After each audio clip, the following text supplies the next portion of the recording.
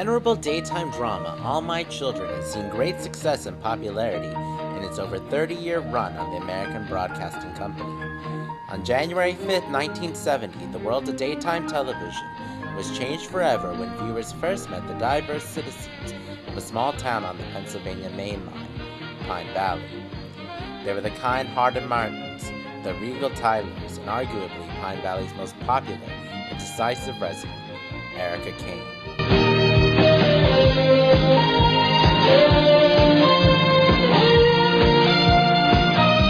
The story of All My Children began long before the program's 1970 premiere. Creator Agnes Nixon's most successful daytime drama nearly never saw the light of day. Just as the show itself is filled with plot twists and turns, Nixon's struggles to get her ideas on the air would last a greater part of a decade. Agnes Nixon was born Agnes Eckhart in 1927 in Chicago, Illinois. Nixon's parents divorced while she was a young girl, and her mother relocated her family to Nashville, Tennessee. Nixon would return to her birthplace to attend prestigious Northwestern University. After a brief foray into acting, Nixon knew her real talent was as a writer. There was a phenomena happening in Chicago in the 1950s. A new entertainment medium had made its way from radio to television: the soap opera, a serialized drama series that garnered its name from its commercial sponsor. The founder of the modern soap opera was the cantankerous Irna Phillips. Phillips revolved her stories around the happenings of family and their everyday lives. What these stories were in their simplicity and reality pulled viewers in and kept them coming back every day for more. Soon, Phillips was one of the most powerful women in radio, but she recognized that the genre had the capability of being something much more. Phillips demanded executives at show sponsor Procter & Gamble to put her most successful series to date, The Guiding Light, on live broadcast television in 1952. On the set of Guiding Light, Nixon began to hone her craft as a writer. She and fellow Northwestern alum William J. Bell became Phillips' protégés. Today, Nixon and Bell have worked on or created all but one soap opera still on the air. By 1958, Nixon was The Guiding Light's head writer. Like Phillips, Nixon pulled from her own life to create the stories that kept viewers tuned in. Nixon's storylines found their power in their social relevance. Her most prominent storyline at Guiding Light found heroine Bert Bauer, played by Cherita Bauer, diagnosed with cervical cancer. Through Bert, Nixon sought to educate women about the disease, its prevention, and treatment. What would seem commonplace in terms of the ailments that afflict soap opera characters today was in Nixon's time a watershed in television storytelling.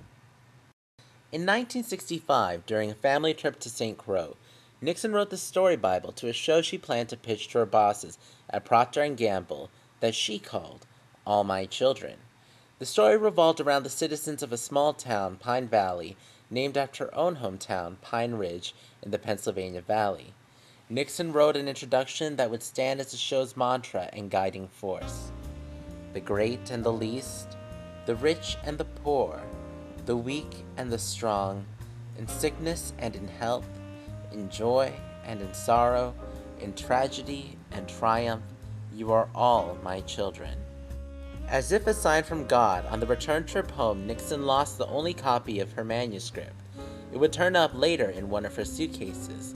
She quickly proposed the series to her bosses at Procter & Gamble, but they turned the series down. After a successful stint as writer on As the World Turns, Nixon was named head writer for Procter & Gamble's fledgling soap, Another World. The former radio soap was on the brink of cancellation in 1965 when Phillips approached Nixon for ideas. Nixon created a tragic heroine in Rachel Davis, then portrayed by daytime newcomer Robin Strasser. Rachel was an impoverished teenager with a great ambition to rise above her poverty.